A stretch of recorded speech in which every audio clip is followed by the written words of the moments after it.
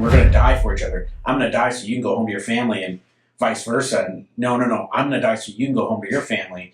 And then you get out, and the people you're working with are sitting there going, I'm going to step on your back because I need to make more money. What's going on, everybody? My name is Trevor Yonitz, and you're watching The Next Course. It's the show about life's big transitions all over small bites and apps inspired by our guests. And speaking of our guests today, we have someone on here who is an awesome individual.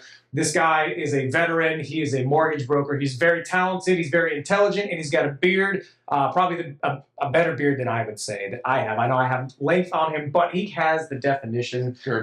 Yeah, it's the girthy beard. Ladies and gentlemen, Joey Hummel, buddy, thank you so much for I appreciate coming it. on here, man. Thanks for having me. Yeah, absolutely. Appreciate it. So obviously, it's a show that has food involved, man. So I made you food today. So you filled out your form, man. I know you get a thing for Asian food. So I made Korean beef sliders. Nice. Hopefully they're good. We'll see. Yeah. I don't know. You know, just be honest with me, man. Like, what do you think of them? Like, I can handle it. I might cry when you leave, but I can handle it in the meantime. So it's okay. So I feel like we need to give these a shot, and we just eat these throughout the course, man. All 12 of them. If you don't finish, then you have to pay me back. All right. But all right, man. So obligatory cheers. Cheers.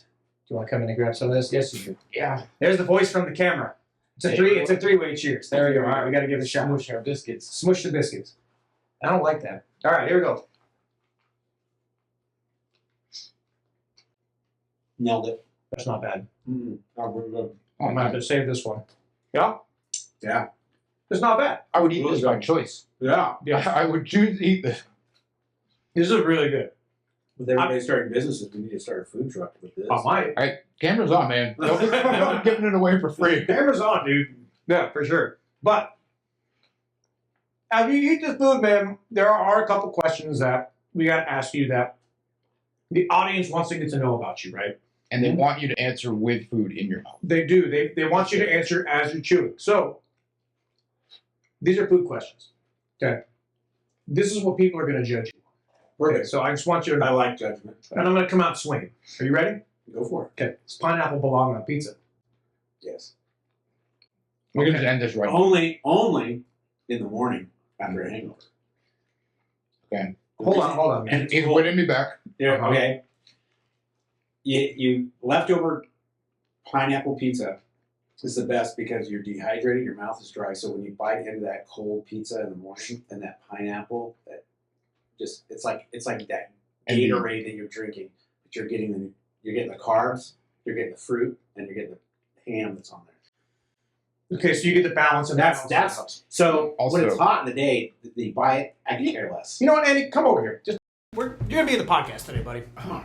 Come on. So everyone now you know the other co-host of the show, Andy, Cat, Frequently in the shadows. frequently in the shadows. Usually not And, weighing in because I'm a hostile seeming guy. He's not that hostile, man. Okay, so we gotta continue with these food questions because we have important things that people have to know. All right. Okay, what is your go-to appetizer whenever you go to a restaurant? I would say pot stickers. Pot stickers is a good one. I haven't heard that one yet. Yeah. A lot of people go with matzo sticks. They go with calamari. Yep. Pot stickers is one that's overlooked. Yeah, pot stickers. Fried or steamed? Steamed. Sear them on the pan. Yeah, Get a nice there you go. on the bottom to where it has a nice hard crust, and then you throw a drop of water and put a lid on it for 5 minutes. Steam it. That's the way to do it. Man. Yeah. That, for sure. What was your go-to childhood snack? Macaroni, cheese, and beans, and hot dogs. You and hold on a minute. Together? All at once? Yeah. Mix it up in a bowl, chop up the hot dog. No, that's insane. That's crazy. Yeah. Put a little ketchup on there, mix that up. That should be a felony. That's too much. We have to end this Hey. here. I'm sorry. That's This is it. Hey, wait, I grew up, my dad was in the Marine Corps. He was in from 69 to 91. Mhm. First started DI school. And if you don't know, back then they didn't pay military very much. In fact, people that were in the 80s, they were on HUD. Mhm. They were on food stamps when they were in the military until Reagan, I think it was in 84 that he made this massive pay raise, and it took a lot of the military to another. They were getting paid what they deserved. Slightly above the poverty line. Yeah, literally just above the poverty line. So that's what we lived off of. Was like, what do we have for tonight? Beans, cheese, mac and cheese, beans, and then I introduced it to my son because I want him to understand that. So he calls it BD mac and cheese. Brian and Dad's mac and cheese. See, That's cute. That's adorable. that's okay. Yeah. That's understandable. I would eat it if my kids called it that. We usually just call that Slop. slop. No, we do the same. Growing up poor, it was a New England staple was mac and cheese with hot dogs cut up into it, or get like baked beans, and then you go and you get the cheap stuff of like the ends, the odds and ends for bacon. Yeah. Just chop it up and throw it in. So you got Like pork, bacon and baked beans. But we would never mix the two. That's great. You know what's crazy? But I'll try it. I'll try it based on your recommendation. I saw one time recently I saw some reel or like on TikTok or something where they took pasta, right? It was like long spaghetti noodles and they shoved it through the hot dog. Oh god, yeah. And they just baked it. They just boiled all of it. So it was baked into the hot dog. Is it smart or is it stupid? That's stupid. It's an abomination. Should be jailed. No. That's like what was it? Every year at the state fair, they always try to say, "What did they fry in this year?" Somebody fried butter. Oh yeah. It's like, why you're gonna eat a stick of butter? Like, Dude, people talk about The only reason I don't normally eat a stick of butter is it's not fried. because I do. Yeah. Yeah, once you get a good Normally I crunchy layer, then I'm all in. Dude, every once in a while though, I go in the fridge and I see that little plastic wrapper staring back at me, and I think for a second, If this could work. this is This might work. a little bit of panko on there. I come to my senses afterwards. Yes. And we're good. No, man, like, I love the food conversation, but, like, the thing is, dude, you have a super interesting story, too, man. And I think it's super important that we talk about that, because, like, honestly, man, like, what we're finding is that as we talk about this stuff, like, yeah, everyone's got war stories, everyone's got stuff that they talk about, that's happened to them, but what are they doing now? How do they transition out of that, right? So, one of the questions I want to ask, man, so, like, what did life look like before you decided to make your transition into what you're doing now? So Was this your being a mortgage broker, mortgage banker, really, and running a nonprofit. Started the nonprofit first, but it was kind of chaotic because I got out of the Marine Corps in 2004 after a tour in Iraq, and transition then was horrible. I mean, there was no easy transition, so I struggled. I mean, I've had every job under the sun, from working in a foundry to washing dishes at a restaurant to managing a restaurant. I fixed medical equipment. What was the weirdest one? The weirdest one? Most abnormal, we'll say. I would say when we moved up to Dallas area, and it was in 2008, couldn't find a job, and I started working at Whataburger trying to feed my family of 5. And that was just doing what you had to do to survive.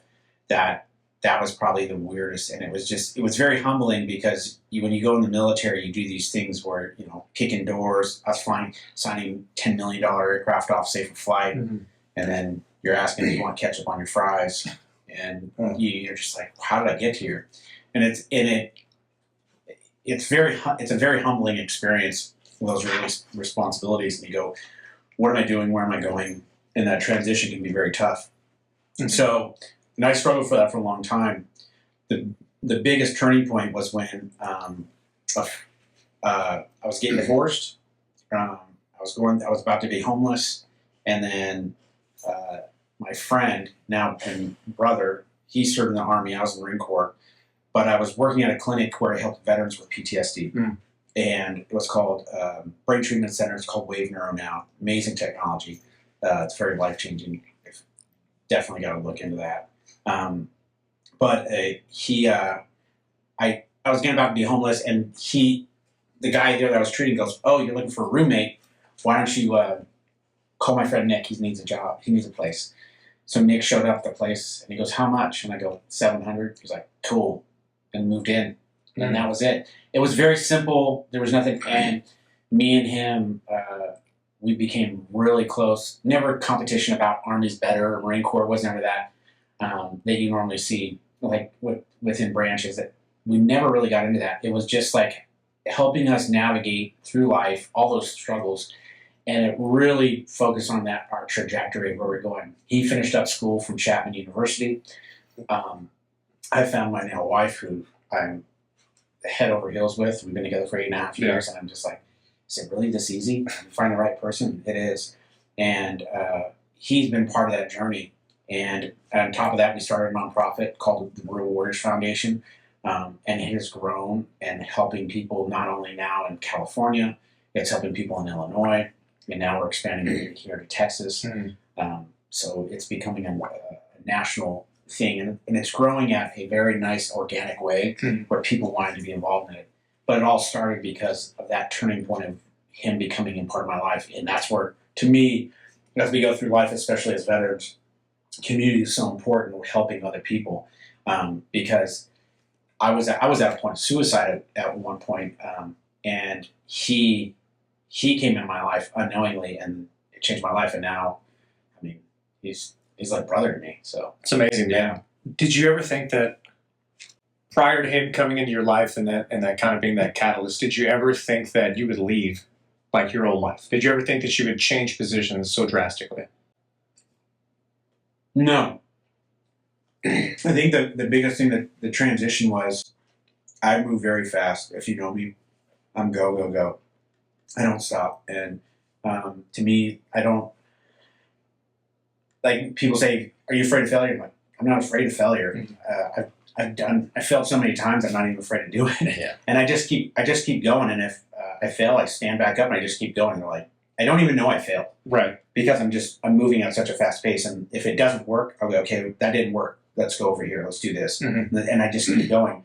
And it's allowed me to continue on. So, but having those conversations, we drank a lot of bourbon, lot of bourbon. I think if Bullet Bourbon was our go-to. Oh man, it was that and Dr. Pepper. Don't ask. Really? Yeah, it worked, but I don't condone it, but I understand it. It had a means to an end. But we'd stay up late nights solving world problems, but we'd have great discussions, and through those discussions, that's what helped us.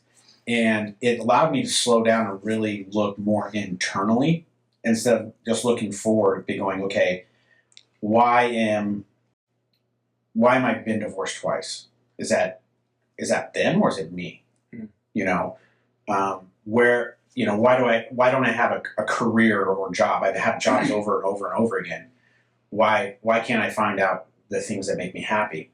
And that's those conversations I started having with myself, with him, and I mean, again, solving more problems. But we were learning from ourselves. And he finished up his degree. Now has his PhD.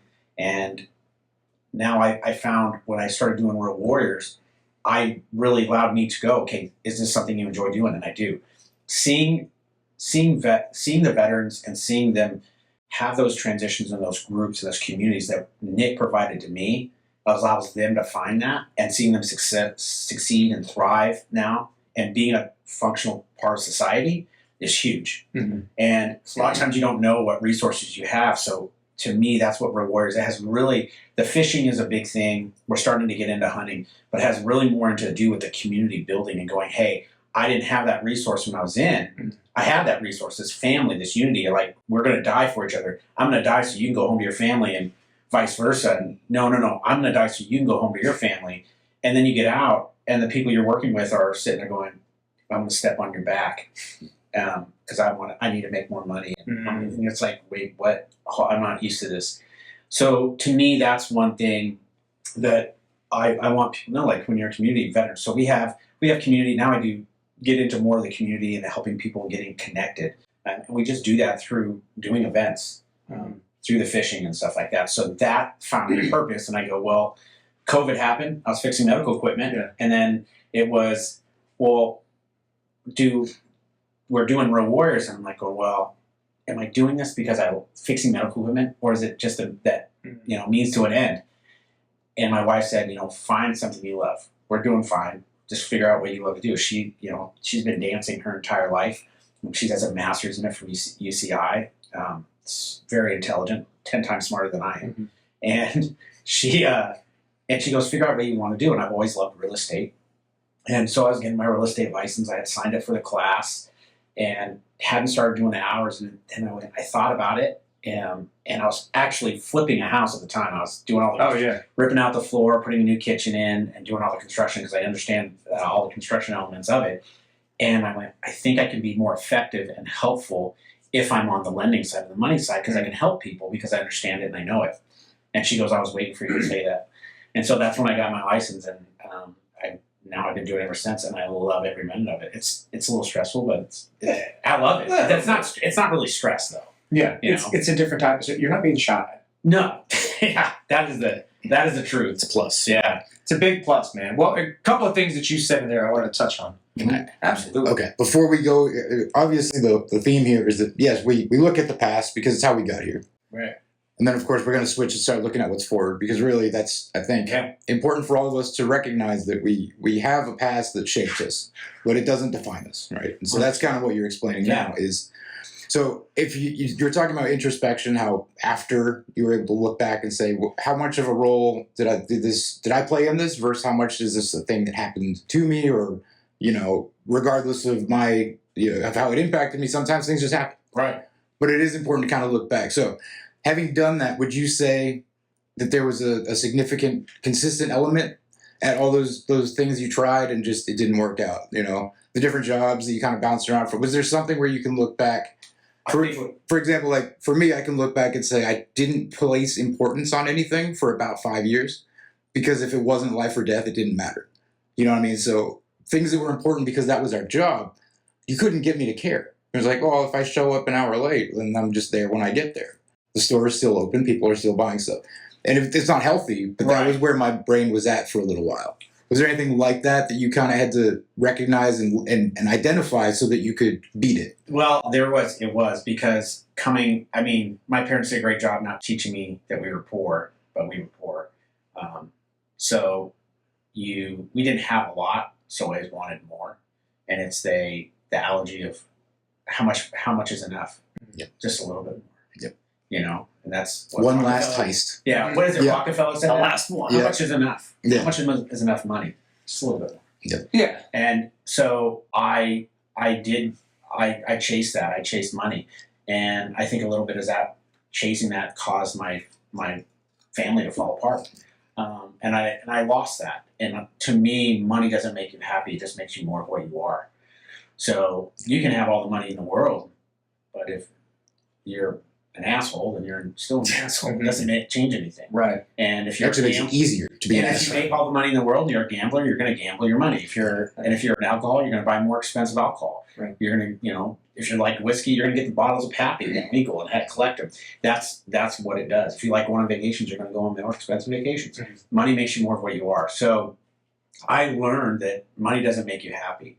So then you try to find your happiness. And I was going out and having fun. I was going out and partying, doing all that stuff. And then, when I got married, that changed and everything like that. So I think I struggled with trying to find my happiness. And that correlated into that. So I pulled away from looking at the money and trying to find what makes me happy. Yeah. And it's finding out the people that are around you and love you and having those relationships. And it was a relationship with my son. It was a relationship with my wife. It's and those things, and my friendships and the people that I work around in the community that I have. That's to me, that's what feeds me and feeds my soul. Making sure that I know that they're hey, what do you need? And I love helping people. It's like it feeds my soul. In fact, I took a personality test when I was a carpet sales for 5 years, and I learned a lot about that and in the whole sales aspects of it and how there's a psychological game of sales. Oh, yeah. And if you are an unethical person, mm-hmm. it can be pretty. People can take advantage of it. Oh yeah. And it's one reason why I was in the business for 5 years. The business model wasn't for me, so I stepped out of it. But I still had those skill sets, and I took a personality test when I was in that business, and we were top we were top 5 in the nation. We were selling cars. We were good at our job. We gave great deals, but still the business model wasn't what for me.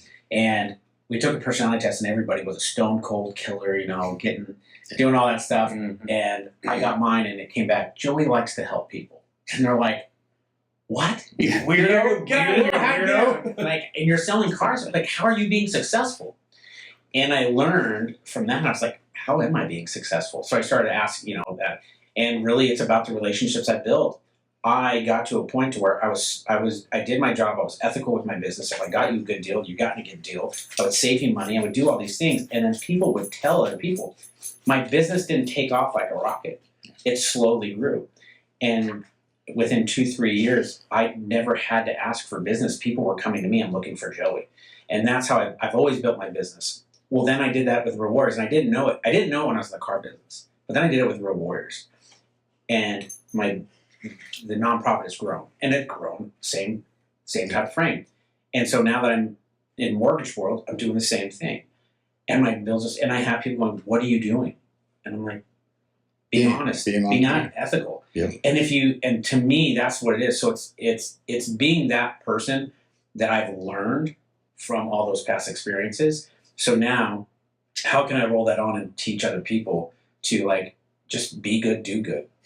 That's kind of a motto I've always lived by. Isn't that good? Do good. Isn't that crazy though that it's almost so unrecognizable that you're just being a good dude that people are like, Howard, what are you doing? Just be a good, do the right thing. Like, be a good person. You know what I mean? Yeah.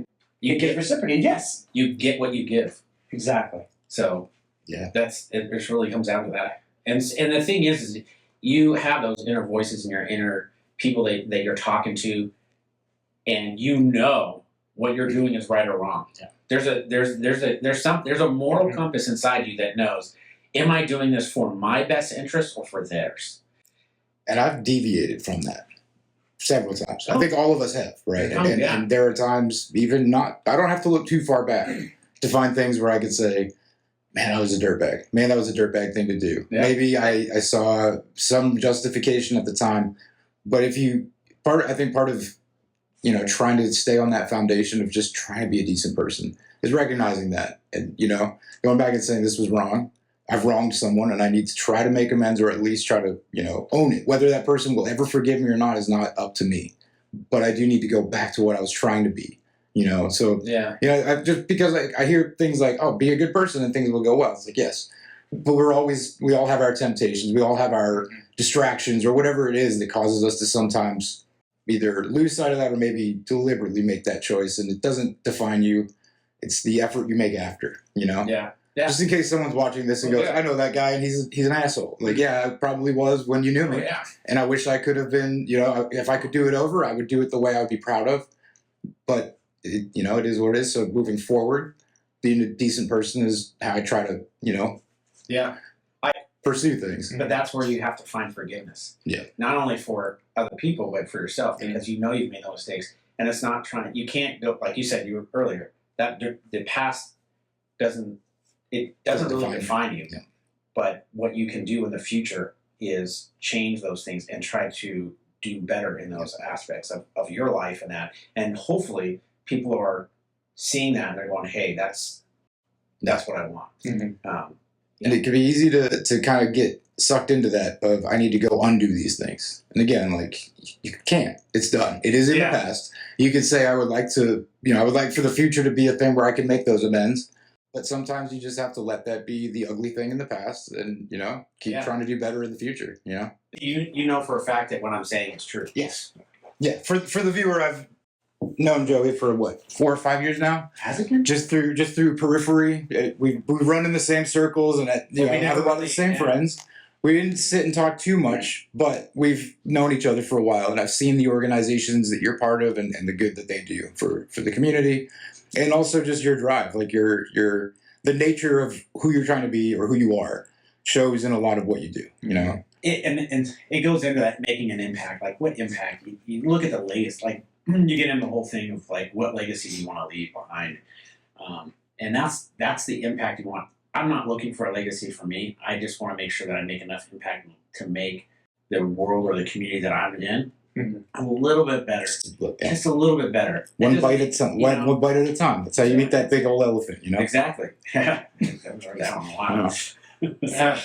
But yeah, that's the biggest part of it all, is making that impact. And sometimes I want to go back to something you were talking about before, your friend Nick. Mhm. There are people who think in order to help each other as veterans, you have to maybe, and nothing against it, but like you have to go create a nonprofit, or you have to go and dedicate yourself to trying to find someone that's in need of help. And a lot of times the people around you might need help and you don't really know it. If you get so wrapped up in, I'm going to be the guy that saves everyone, sometimes you can lose sight, where you have guys like Nick who didn't know he was about to save your life. But Yeah. just by being around, being someone you could let your guard down a little bit, he saved your life. And how many lives may have been saved since then? It's that domino effect that by saving your life without knowing it, Nick benefited. So many people are benefiting from that now because you're still here and you're still helping other people. Yeah, it literally started out with him sitting on the couch drinking a bourbon. I was coming home from our honeymoon, literally luggage in hand. He was sitting on the couch, he turned around because the back couch to the back of the front door, and he goes, "Let's start a nonprofit, take veterans." He got me into fishing. Yeah. Let's start a nonprofit, take veterans fishing. And I was like, "Fuck yeah, Yeah. let's do it." And that's how it all started. And it literally gave me purpose. And that's the thing. And I think a lot of men, they're trying to find that. What are we doing here? Yeah. Why am I here? That's my new mission. It is and it's probably a feeling a lot of kids get after college or high school or getting out of college. Like, what do I do after this? Hmm. Or you could get a degree in something. I have a degree in computer programming. I hate computer programming. I'm like, I can't sit there and write code. That's just not me. Yeah. And I didn't know that until, and somebody told me, like, oh, you're going to make great money if you do this. So I'm like, all right. So I went to school, got my degree in computer programming, and I don't even use it. Yeah. But, That's the same with me, though, man. I got a degree in like health and fitness management, and I've done nothing with it. You know what I mean? Yeah. And it's like, but the thing is, too, when you're going through college, at the time, you don't know what you're there for. You're just like, look, this is what I'm supposed to do. Yeah. Right? So I'll just go and take the basics, and the next thing you know, you're roped into a 4-year degree, and you're like, I don't actually know what I'm going to do with this. Yeah. And I'm done. It's funny that you mentioned too that you compared it to kids getting out of high school or college, because coming out of the military, you got your GI Bill. So now you get to go to college. It's guaranteed you get to go to college. But you've never really considered that, maybe? You're coming out, so you might feel like, oh, I have the advantage. I've got 4 or 8 years of real life experience. I know what I'm doing. But you haven't really experienced the outside world yet. You haven't found what life can be like without that safety net and community built around you. So I know so many people who get out, and within the first year they're enrolled in a program to go to school, use their GI Bill, and it's a means to an end. Yeah. They can live off of their BAH. They can, as long as their grades are keeping them in there, that's their new lifeline. And they're not going because they're saying, this is what I want in education, and so I can go and pursue it. It's more of a, well, this kicks the can down the road. So now maybe you're having that same crisis after you get your degree, but you never really learned that you have to find what drives you. You have to pursue what gives you purpose. Now you've got a military background and a degree, and you still don't know what you want to do with your life or who you want to be. I don't think that gets talked about much, though. No, they don't. I mean, a lot of people get out, like me being a crew chief on a helicopter. My skill set, when you go in the military, you go in. I went in, and they said, what do you want to do? I said, I want to fly. Like I loved all the little model planes that I grew up with. Man, I put Piccolo Pete's on them, light them, try to get them to take off. I loved aviation. So being able to fly as a career, hanging, sitting on the back of a ramp at 10,000 feet, dangling your feet, Watching like it. There's nothing like it. And then you're watching, all the guys jumping out at 10,000 feet, doing their free fall jumps and stuff, and then doing missions, Kazakh missions in Iraq, and doing resupply, all that stuff. It's life changing, and then you get out, and then you go to get a job, and you sit in the comforts of a chair, and it's just empty. It's different, and it's empty, and it doesn't give you those fulfillment, those adrenaline rush that you anticipate. So what do you start to create that chaos in your life, and I think that's what a lot of veterans do, and they don't know how to create that chaos. So you're seeing a huge flux of nonprofits start from this. I think at one point we were from a big company, got a good donation, and I was talking to a guy that was there that helped start the nonprofit side of that company, and he said there's about 40,000 veteran nonprofits within the United States, and but it's which ones are making an impact, which ones are, because so many people use it as a shelter, and it's not meant, we're learning all about those NGOs and that, but that's not the point. The point being is there's so many out there, and when veterans came back from World War II, for example, a lot of them you started these American Legions and that they didn't have anywhere to go, so they created the American Legions. They created all these places for veterans to go, and they would go to the bar, they would drink, and they'd come home and they'd beat their wife, and then they would go, and that's where they went, and they drank. And I think now veterans they don't want to drink. There's a statistics now that people are not drinking. Like, they have bars that are non-alcoholic bars to go drink. Why they're charging the same prices, I don't know. That's crazy. But it's non-alcoholic. But that being said, now you're having nonprofits, people that you're seeing pop up. It's all these ones that are outdoors. It's fishing. It's all that, because they want you to get outside. Let's go hiking. Mm-hmm. There's a girl that has started one where veterans can be a part of. It's called Live Risk. And Liberty Risk. Yep. And she's doing amazing stuff out there, and she's giving people a chance to go out and do stuff. Literally living in the van down by the river, traveling around, but it's the impact that she's making is pretty cool. Yeah. She's created a community. Yeah.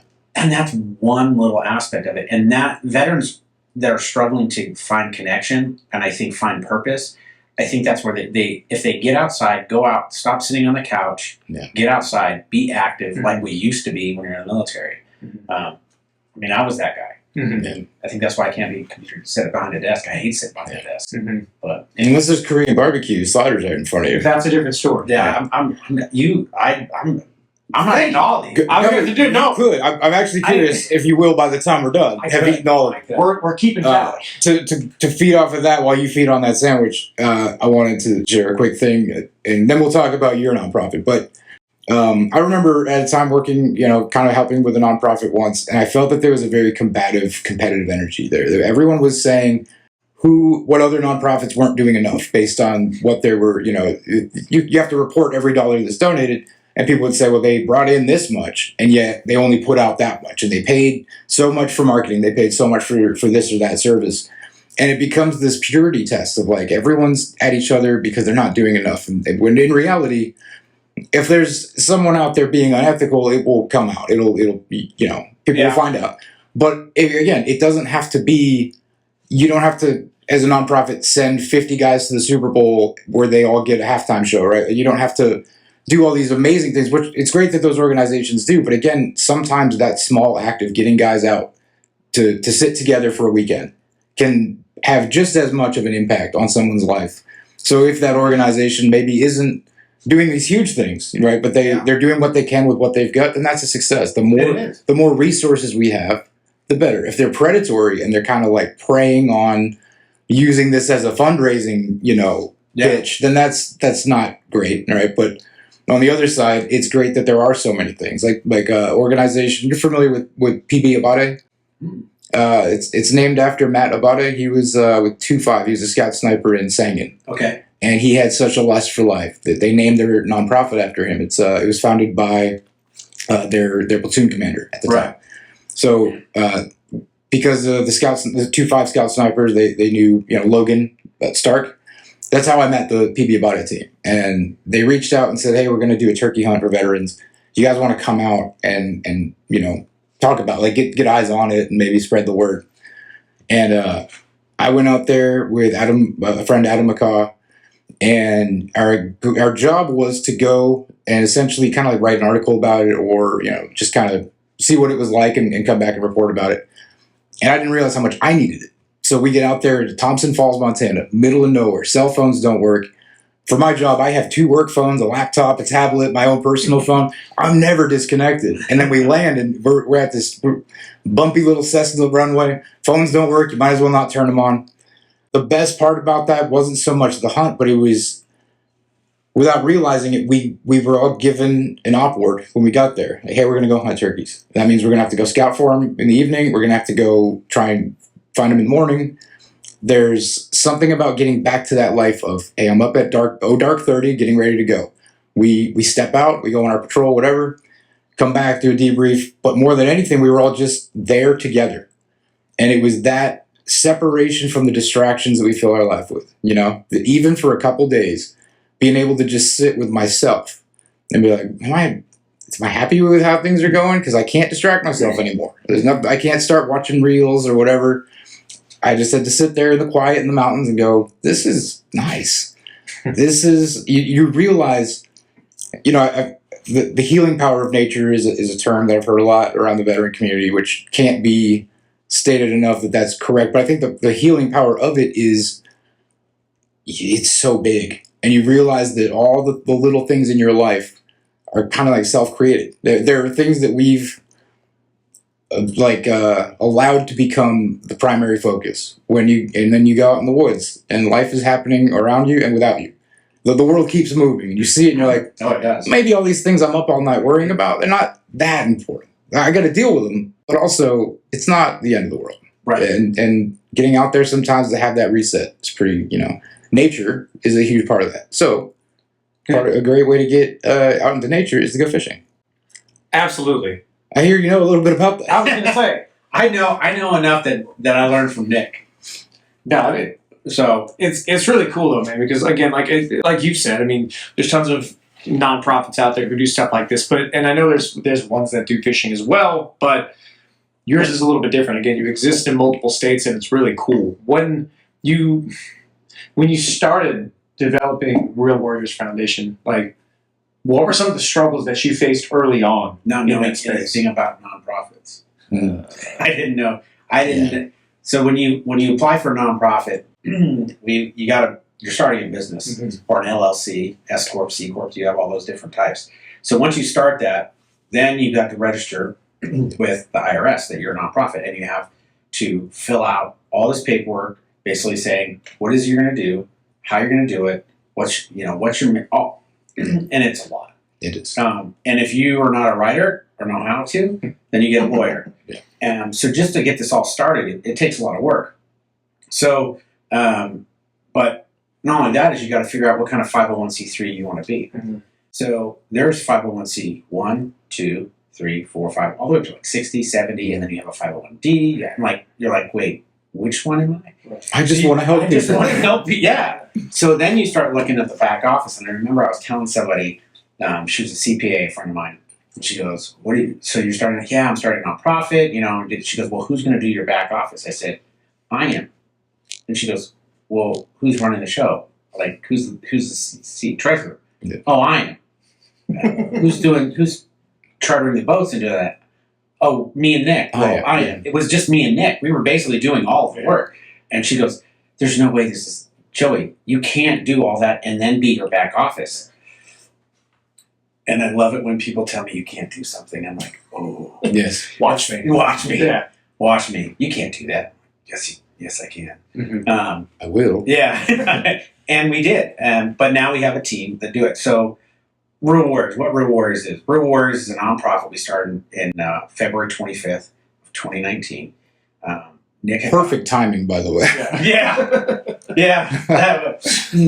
Things couldn't go wrong in the next couple months. Yeah. We actually pushed through a lot of that. Yeah. Thanks to another person I met, Jason Lilly. He became. I was gonna mention him. Yeah. I know Jason as well. Yeah, Jason's awesome. He's doing. So thankful for him. So Nick got me fishing, and I'm figuring out now, looking back, you go, oh. So I just started dating my now wife, and I think the time me and Nick was starting to go this way because I was spending more time with her than I was him. He's like, let's go fishing. Yeah. And so I want my friend back. Yeah, I want my friend back. So we started going fishing, and we got to a point where we were standing on the side of a lake in Cerritos, California, and fishing in that lake. A little tiny pond, bass, didn't catch anything. We had a little pontoon boat go out on the lake, a Pine Mountain Lake up in Northern California. Fires in Yosemite are going on. Yeah. It's 110 degrees sitting on the lake. There's no wind. You're just sitting there sweating. It's just miserable. Smoke is blowing in. I'm like, what are we doing? And then we go out. He goes, well, let's go saltwater fishing. It's a little bit different, but it's a little bit more exciting. I'm like, okay, so we get on a boat. We go out. We're doing rockfish. Don't catch. I've gone 3 times now. I can't catch a fish. I'm like, oh. why are we doing this? And he goes, just hang out. So we do a half day, we do a 3/4 day, then we do a full day. So we get up at 5:30 in the morning, get back at like 4. And then he goes, let's go do it a day and a half. So we get on a boat, we leave Friday night. We wake up, we fish all day Saturday, wake up Sunday. I still don't catch anything. I'm like, what are we doing? This is stupid. I'm like, he's like, just trust me, you're gonna catch one eventually. And I said, I hope so. Yeah. So he goes, let's do 2.5 days. So we go. I'm like, oh, so we go into Constitution out of San Diego for 2.5 days, and it is a frenzy.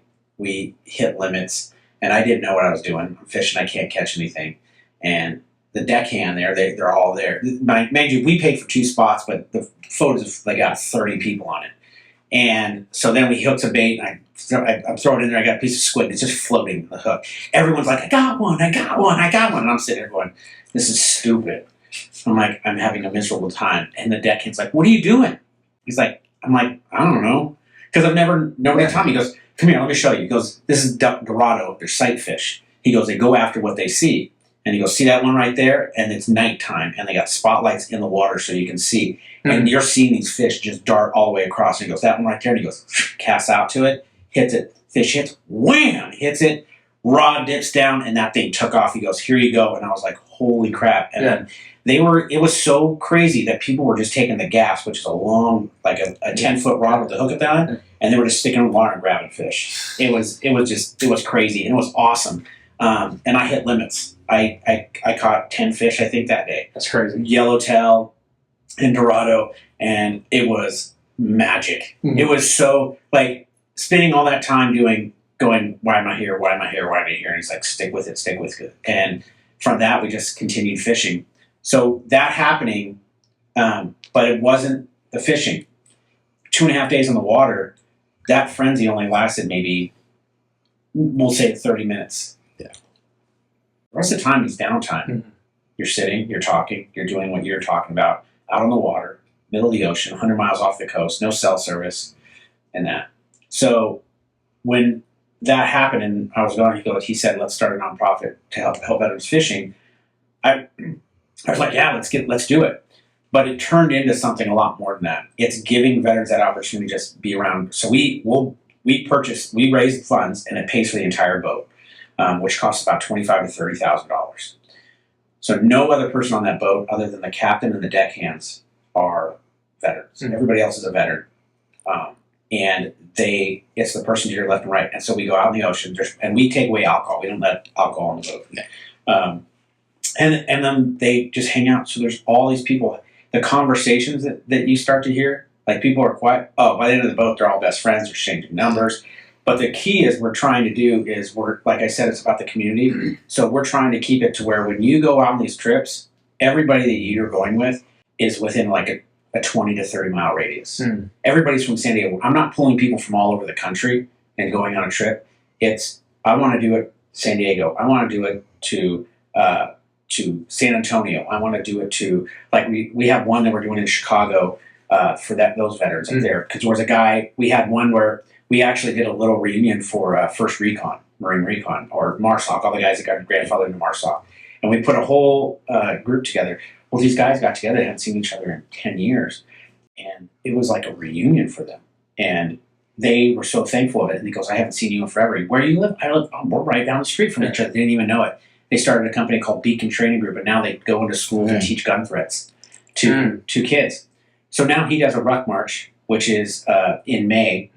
It's June 1st up in Frankfort, Illinois. Mm-hmm. And then we have, and then the next week, they're doing a charter. They're taking out 25 vets on the Great Lakes to go fishing. And so those are the things that we're doing. Yeah. But it's a drive around that community. And so San Diego, we do the same thing. So now we're starting to do hunts. We're doing pig hunts. We're starting to get into those type of, we're going into fly fishing and going out camping and taking groups. And that's what you want. You want to build the community for that. And that's all it is. It's so organic that people are, and we all volunteer. Nobody gets paid. Mm-hmm. We try to, like you say, we're trying to turn every dollar back into the foundation. But it's also spreading the word and that. So we do our fundraising events. We have our Fins and Fairways golf tournament that we do. It's 1 day of golf, and then the next day you fish. You can do one or the other. You can do both. It doesn't matter. And then we also have our gala event here in San Antonio that we celebrate the end of the year, what we're doing, and to all the people that have supported us and donated to us. We have that. Get dressed up, be fancy. It's on November 8th this year. There might be a little bit of Marine Corps Cutting it birthday. close, but that's all right. A little early celebration. Well, typically it's around that time before the holiday seasons. But there might be a little bit of a Marine Corps birthday element inside of it this year. But we do a SoCal Bonanza. It's a whole surf fishing thing. Fun. So we're always getting people involved and stuff. But a lot of the veterans are gravitating. They're like, how can I help? And we're starting to hear that more. And so it's really turned into a business. And even though it's a nonprofit, the money's going toward help veterans and that. So, but it's growing. Well, it's cool, man. So you said it, and then you said it as well. It's like it's something about when you take away, I don't know, you take away the external, just the noise. Yeah. Like the phones and everything. You go out 100 miles out of the ocean. There's nothing there. Nothing. There's nothing out there. Same thing when you go turkey hunting. There's nothing out there. And it's like when you take all that stuff away, again, you start to appreciate, I think, and really, you appreciate what's around you, but more importantly, like you find what's going on with you is eventually going to come to the surface because there's nothing to do. Oh, yeah. You know what I mean? Yeah. And there's also a really good thing for your mental health when you find a task, or maybe it's a task you didn't know someone was going to present you with. Like you talk about fishing a bunch of times with no luck.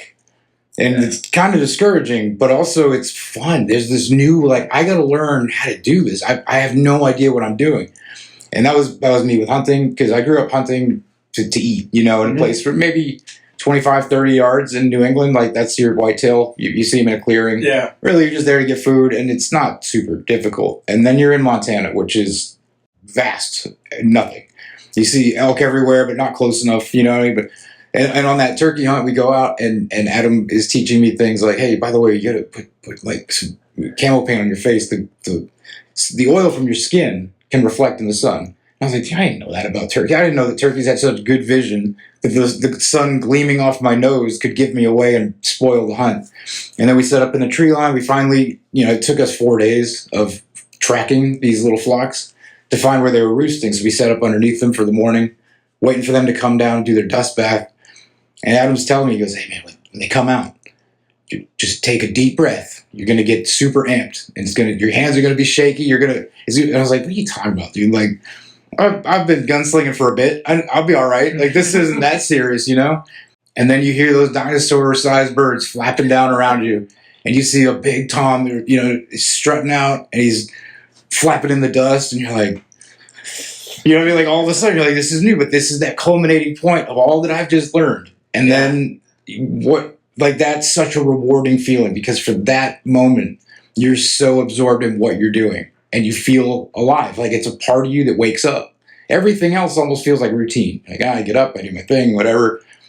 But there, it's every second you're just, what's in front of me? And then you get to share it too. Like, I got to take Trevor for his first deer hunt, his first hunt for a buck. And I told him pretty much the same thing Adam did. Hey man, when that thing comes out, take a deep breath. Your hands are going to be kind of shaky. It's fun. It's so spot on, because everything that you just described is exactly how I felt. Like, I remember seeing it. I mean, what was it, probably 160 meters? It was 172 meters when we lasered it out. Yeah. So it was distance, but I saw it and I remember thinking, like, hyperventilating. Here it is, whatever. Oh my god! And then you go to squeeze the trigger, and everything else is just gone. Right? It's similar to what you're talking about. Like, you go to pull that trigger, just nice and slow. You're breathing. And nothing else matters in the world right then. It's just that one moment, and then like, I remember, like, squeeze the trigger, shot. I didn't know if I hit it. I had no idea that I hit it. We go all the way over there. I mean, it dropped. We obviously hit it. It was like perfect, clean, straight through both lungs and the heart. Yeah. It was about beautiful. Each of the shots, because we both shot, it was about this far from each other. I was worried that awesome. He might. I was like, man, I really don't want to hit a buck and break. Like, I've never seen Trevor shoot a deer before. And again, like, you put in all that work of trying to find the right place to position yourself, and then it comes out, and it's almost surreal, because you're like, I've practiced this a bunch, but there he is. Yeah. There's an 8-point buck. He just walked right out into the spot we were hoping he would. And so I said, hey man, we're going to do a 3, 2, 1 execute, because I know I can do it. Right. and I want him to do it, but I want to make sure the deer isn't hurt, you know.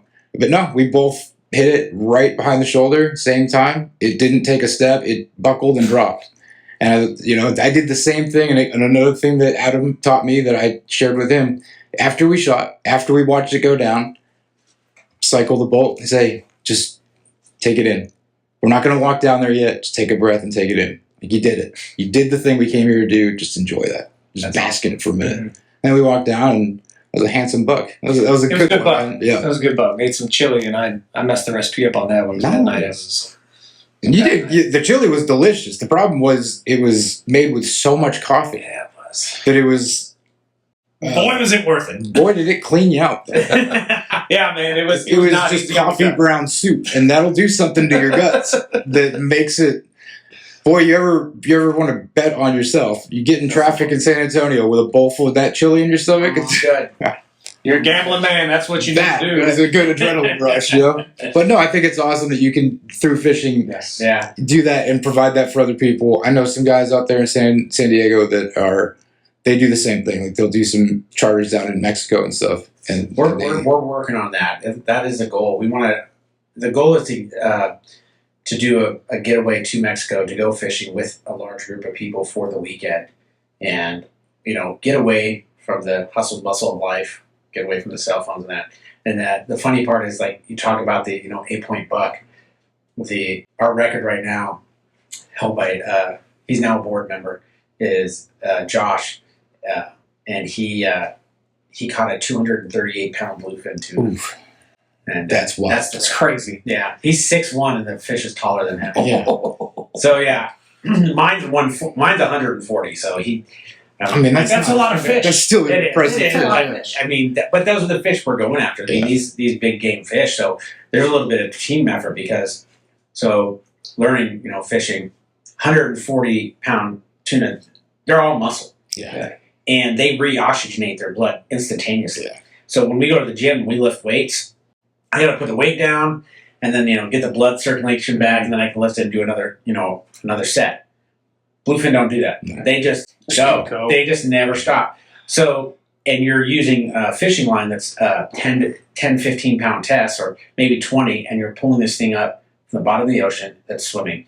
So if you pull too hard, then it will snap. Right. So you have to keep the right amount of pressure on that thing and lift it. Slowly wear it down. Right, and wear it down to where its brain's only this big. Right. So it's going to quit before anything, and then the fish will turn sideways, and the fish, and it's called a death circle, and it just circles around the boat because it's hooked up, and then you're the pinpoint. So it's like an upside down ice cream cone. Mm-hmm. And so you're just lifting and then reeling down, and then lifting and then reeling down. But you don't want to lift too much, because if he feels too much pressure, he'll He's bolt gonna and take bolt. off. Yeah. And then when he sees light, too high, he's too close to the surface, he'll bolt. Survival He'll die. instinct kicks So in. those survival instincts, and they never get tired. But so the record out there, I think in off the coast of San Diego, is over 300 pounds. Off New England coast, they're over 1,000. Oh yeah. Yeah. And the woman that has the record in New England right now, I think she caught it off Hampton Beach, which is one of the beaches I grew up going to. Uh-huh. It's where actually currently my will has it stated that if I die, I want to be cremated and have my ashes scattered there. And the woman that caught was like 5'4". She's tiny, but she did it. It took her hours, and Oh yeah. But that thing is enormous, and there's some monsters out there. Yeah. Yeah. You get that warm current coming up. Yeah. So How much meat would a fish that's like the record that your buddy caught? Like how much would that produce? you know what? I don't know. But we have a cleaning service that cleans the fish, and then we have it shipped to your house, or you can pick it up. But I had bluefin tuna in my fridge for a year. If you have more, I'll trade you some of that 8-point buck that's still in my freezer. I still think I have some. I have some Dorado yellowtail. I have all that. I just put it in my fridge, take it out, and slice it up. And go, what is this? Oh, it's just bluefin tuna. And they're like, Oh, it's just bluefin tuna, right next to the you dino want some nuggets. toro? That's a slice of toro. Yeah, we'll keep it right next to the dino Yeah. nuggets. But it's good. A lot of the I actually don't fish as much as I used to. Now we have a whole team of people to do it, and they're avid fishermen. They grew up fishing. They're like, this is awesome. Mm-hmm. And to me, that's what's great about this, is that it's grown and given those purpose. So now I can go on and do other things to help people, and Now I can focus on my career. Well, you know, it's cool though because you started a thing. You tried helping people first, and then you put that first as a priority. I did, yeah. Which is important, man. Like I said, it speaks volumes to your character. Thanks. My question is this, man: if you had to speak to yourself when you were first starting, what advice would you give your younger self before starting Real Warriors Foundation? Like at that point in my life, Yeah. Don't change anything. Yeah. I wouldn't change anything. I mean, in my life, I wouldn't change anything. You know, because that's what's made me. You know, everybody's like, oh, if I went my younger self, I'd tell myself this, and I'd be like, just trust the process, enjoy life. That's all it is. Just that's it. You know. Let me ask you the same question, but you spin it. Think back to those lowest times where your family's falling apart, can't find a job that just clicks. You're feeling like everything that you thought you were is not working out. You know, the guy you thought you were going to be at that time is not who you are, and you feel that failure, that kind of looming, sinking. How am I going to get out of this? If you could go back and talk to yourself then and say something that would just keep you going, because maybe there's someone out there that hears this and they're in that spot right now, and they need to hear that thing that says, "Hey, man, keep this in your head while you push forward." Is there something that you would like to have told your struggling self about how to turn it around? You know. If you're in your heart, you're doing what's right, then you'll be able to sleep at night. That's the biggest thing: is do what's right. You give what you give. Like the point of my divorce, it was a hard one. After it was my second divorce, so now I'm like, oh, is this me? It's me. It's me. Yeah. After the second, yeah. And it was a culmination. It wasn't just me. It was her. It was me. We just weren't the right fit for each other. But you didn't want to fail, so you kept pushing. But the thing that the thing that was hard was trying to figure out, like, do I force this relationship? For example, in a divorce, do I force this relationship so I can teach my children what an unhealthy relationship is? Yeah. Or do I start over, and then allow me to have a relationship with my children, and maybe they can hopefully. I mean, I did not anticipate getting remarried because I was okay with never. My wife knows this. Don't worry. It was off the table. It was off the table. Yeah. I was done. I was like, I'm good. It's going to be me and my son. I'm going to have, and we'll, that's work and whatnot. But I've seen that, seeing the successful and the wife and the mother that she is, and like, this is a healthy relationship, and he knows and sees that now. Yeah. So, that to me, that's the biggest thing. So if in those struggles and stuff like that, you have to just know that, if I continue on this course, can I rectify this? Is there a solution? Am I going to be the only one trying to fix this? Or are we all putting in something to make an effort? But if I'm the only one trying to fix anything in a group effort, then I'm in the wrong team. Yeah. And that goes for work, that goes for marriage, that goes for anything. I mean, if everybody's just taking and taking and taking, then I don't think there's not a solution for it. So it's just knowing what decision to make is really what it is. One of the hardest things about that too is what you just said, and I started thinking about it, is that you're going to put in all this effort, and you're like, man, I want to change, I want to do all these things, I want to do what's right, whatever. But I think one of the most difficult aspects of dealing with that is the fact that you can't control what the other people's motives are, and you can't change the way that they think a lot of the time, right? So if you're all in, and like I'm committed to fixing something, but you see other people maybe not all in as you are, right?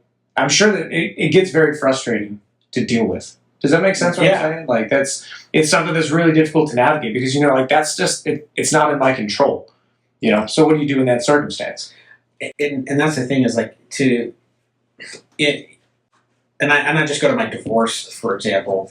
It didn't work because we didn't see eye to eye on anything. We didn't work as a team. It didn't work that way. And nobody's perfect, the I I joke around and say when, perfection is something that you constantly strive for but will never be able to achieve. It's just what it is. And that's okay. And that's okay. Yeah. But just continue doing what you can to be a better yourself or for you or better in giving. And that's what it comes down to.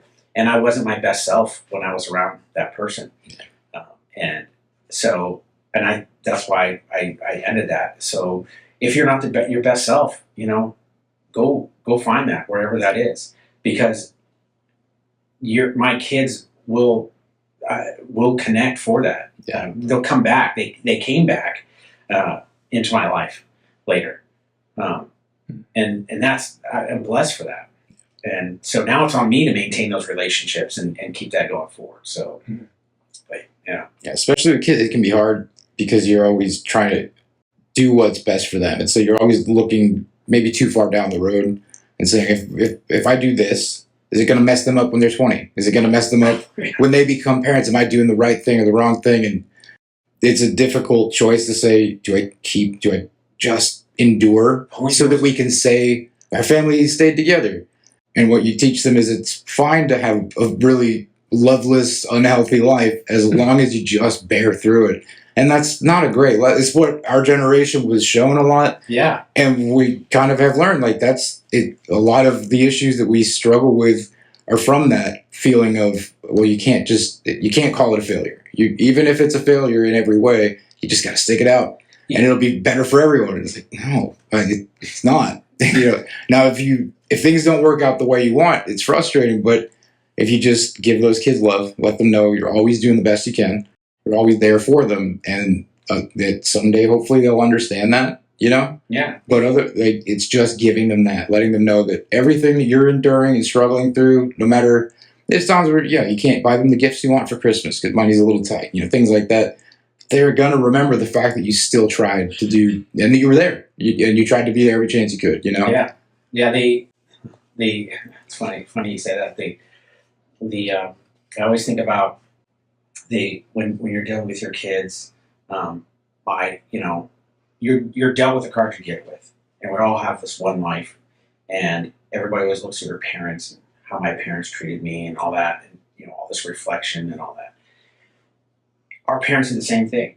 They were in our boot, and you get one shot as a parent. Just and there's no book telling you when they do that, when a child does this is the best way. And now there's no book for that. And then you can go on watch your reels or whatever and be like, hey, if your child does this, somebody's telling you to do this. Well, and then you have the next reel saying, do this, don't do this because that'll do this. And it's like there's no perfect end. You can just do the best you can, and that's what I think parents should be doing, and that's what they are doing. So that's all it is. You just do the best job you can, because my parents did the best job they can with whatever they had. And I can sit there and point fingers, well, you should have done this. And I'm like, how do you know? How do you know? And you don't. Right. So I want to take what we were just talking about, where that's a thing that veteran law enforcement, whatever, we can all relate to that fact that, it's easy to kind of look back and say, there's parenting is what it is, right? We experience what we experienced from our parents, and they are doing the best with what they experienced, right? And then earlier you mentioned how after World War II they set up like the VFWs and those kind of things, because back then it was expected. Like the culture was you stoically go home from the war, you pretend it never happened, but then you go and you get drunk. You relive that part of your life forever, and you go home and you beat your wife, right? And we, like our generation, the GWAT generation, we're the second, third generation removed from that, but you could trace a lot of the unhealthy veteran culture back to that. It's very similar with, we all have to make it a little bit different, a little bit better, so that in the future, our kids or our future veterans are a little better prepared. You know what I'm saying? So you could look at your parents and say, they made these mistakes, I wish they'd done that. I'm going to do it different. I'm going to do it better. These days, the fact that there are so many people having this conversation about transitioning out of the military, about transitioning from law enforcement or combat or mental health being such an open topic now that even 15, 20 years ago was taboo. It was, There was a stigma around it. It was something that you could end your career if you asked for help. So we're trying to make it better. So do you think Real Warriors is part of moving that forward? Do you feel like I feel it is. that's going to be your continued mission moving forward? It is. I think Real Warriors is making an impact, and it'll continue to make an impact.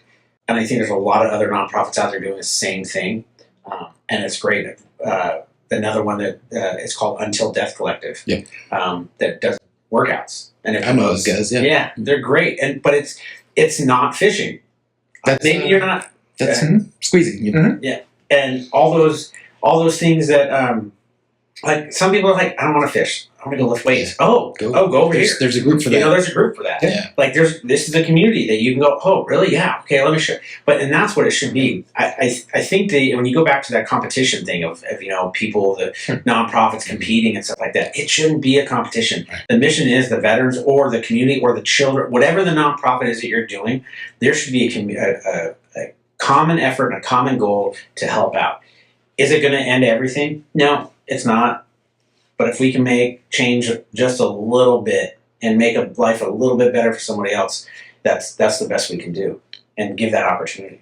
Well, if you can change it, and then also one of the biggest issues that we've seen is not letting egos get in the way. Yeah. Right? Because then the nonprofit begins to be about the people running the nonprofit instead of the people the nonprofit is supposed to be helping. Yeah. Right? And that's something that I don't think it's just exclusive to nonprofits in general, but I think that's something that it's a very real thing. Oh, there's because when you started, that's one thing I try to. I don't make it about. I just co-founded and started it. Yeah. I'm not really doing anything that anybody else did. I just took that one step that nobody else. But now I'm helping other. I had another veteran that wanted to start a nonprofit for fishing in Northern California, and he's like, I'm going to do this, and I started helping him. And I went clocked. I was like, hey, I already have all this set up. I said, how about you just do whatever you want to do? Just franchise it. Yeah. But I mean, the cost for franchising is steep. It's a free. Yeah. We just send you everything you need. Oh, man. And he's like, okay.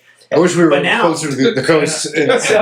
So he does a bass fishing tournament up there every year, and it's at like Don Pedro. In fact, it's in a couple weeks, and they take veterans in that area. 4 veterans a day. They go out bass fishing for the day, and they have fun. Spend out, And he raises money for us, and I just say, what do you need?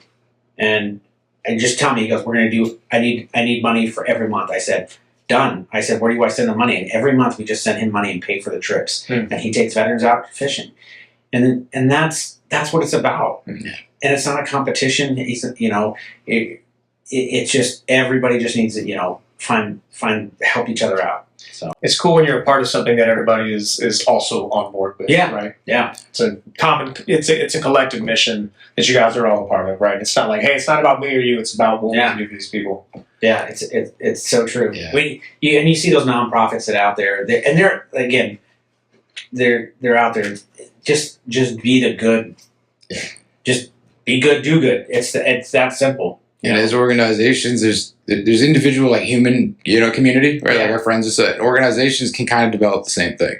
If there's 500 nonprofits that focus on fishing, instead of competing, combine resources. You'll be able to help so many more people. Just say, hey, look, I'm in the area too. I've got a boat, but I don't have Heroes of Quiet Waters. Yep. That's another one.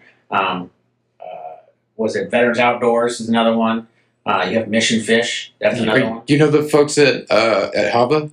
Mm-hmm. Eva and the Honored American Veterans Afield? It's 40,000. we will link you up to them. We've done a couple events with them, and through them we have some. I'm not trying to take the topic away from you. No, you're fine. Just so that people are aware of how many organizations are like that.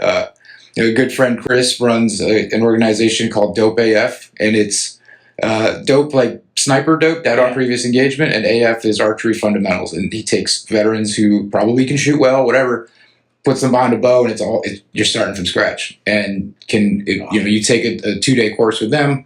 That's great. You know what I mean? And there's things that a lot of those guys would probably love to go fishing, and a lot of the fishing guys would probably love to go out with it. Fishing. Yes, and we're I've heard pretty that's close fun. to the Gulf, where that's we go out by Houston. That's And that's the time I'm just like, what do we want to try? Yeah. Bowfish. Okay, let's go do it. I'm like, again, that's where the failure. If If it's- it's afraid to fail, I'm like, no. Right. Yeah. And if it's not in your current capabilities, We figure there's it out. someone. It's in someone's, and they probably want to help. 100%. Yeah. And that's the thing is we all if everybody, I have my strengths and weaknesses, you have yours, and if as a team collaborate, my strengths will cover your weaknesses and your strengths will cover my weaknesses, and that's what a team and group effort is, and that's what breeds success and helping people up. So when people are going like, hey, I'm having a hard time with this, I'm like, oh, I can do this all day. Like, come on, let's go. Mhm. That's what it's about. Complimenting the other person as opposed to absolutely. yeah. Yeah, butting heads and saying, It's We never attack a mission on our own. We never step out on a raid on our own or jump in the helos and get ready to go on our own. It's no different after, Yeah. it's you. Something I learned, earlier you talked about the branch competition and stuff. And the further you get from leaving that world, the more you realize I couldn't have even gotten on target if the crew chief didn't trust that his helo was maintained well. oh yeah, If the munitions folks didn't make sure that everything was loaded and attached properly, if I didn't have food in my ruck, if I didn't have water that was cleaned and purified, so many things go into it. By the time I hit target, who cares? Like if it wasn't for everybody else doing their job, like those specific things couldn't happen. Yeah. And it's the same out in the veteran community too. None of us got through what we did alone, and you don't. I'm not gonna say we're all powerless, but we're all better together oh yeah. than we are on our own. Strength Hey, together strong. Hey, together. Joey, what's next for you? I honestly, it's I love real estate, so I got into it, and I'm helping educate veterans on how to use their VA loan and how to own a home and create a safe place for your family. Like that's what I love. I do, and I'm teaching them how to do construction loans. That's why I specialize in construction, because I've done both sides, been in construction, and now I do the financing behind the construction, and then helping veterans understand how to use their VA loan, how they can utilize it, how they can buy a house, like structuring it to where they literally just put a deposit down, and then once they buy the house, they get their deposit back, and they buy it out, no money out of pocket. Like they're like, how do they do that? There's ways to do it.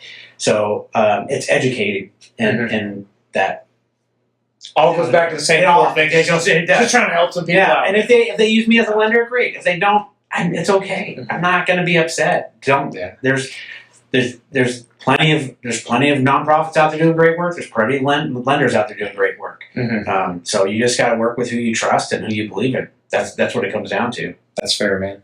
Where can people go and support you and what you're doing? You can go to realwarriorsfoundation.org. Okay. See what we're doing. You can follow us on Instagram, Facebook. We also have a community on Facebook called RWF, for Real Warriors Foundation. RWF community. It's everybody's welcome. It's not just veterans, but it's a community of what we do. We just a place where you can find friends and community, and a place where you want to be. And if you have questions on lending, you can go to my website, mytxlending.com, and We'll put those links in the Yeah, we'll drop them in the Yeah. description. Yeah, just and then little just call easier. me. Just Yeah. call me, text me if you have a question. Be like, hey, Joey, what is this fee? What is this? If you're already in the process and you can't get an answer, just call me, text me. It's fine. That's no problem, man. That's super easy. So, it's awesome. couple of things, man. First of all, you're an awesome dude, man. Appreciate it. You're doing really good stuff, and like even just having conversations with you, dude. I mean, like you're just genuine. You're real. You're doing so many good things for a lot of guys who need it, and they may not even realize that how much that they need it. Just like you didn't realize it whenever you were going fishing, right? You were sitting out there for a countless amount of time. The same thing with you, when you were out there. You didn't realize how much you needed until you were out there. And it goes to show the kind of person that you are on both ends of it, right? From the nonprofit side, from also the end of the mortgages, right? Because everyone knows there's shady people in every business, whatever. But there's no question, like I've never felt that one time around you, man. You're a solid dude. You're doing so many good things for so many good people, man. And honestly, thank you so much for coming on the show. Really. This is the most food that we've eaten this far in an episode. I think I'm gonna need the rest. Buddy, you take as much as you want. That's why I made it. It's a little cold. The flavors. You know what? It's a little cold. like pineapple pizza. It just gets better. It just let the flavors soak. Yeah. I don't know. Yeah, man. We appreciate it. I'm so glad that you came out, man. It's of all the things that have happened in the years we've known each other, been running kind of satellite circles around each other. It's awesome to be able to sit here with you. we made it through all those things that happened. You know, we're not going to get into that in this episode for sure. No, Probably never will in public eyes. But what matters is we're still here and we're still connected in the same world. You know, I wish I could say I've been doing as much for others as you have, but I'm doing what I can. And more importantly, I look at you guys and it encourages me. It's inspiring to see that, like, hey, there's gonna be setbacks.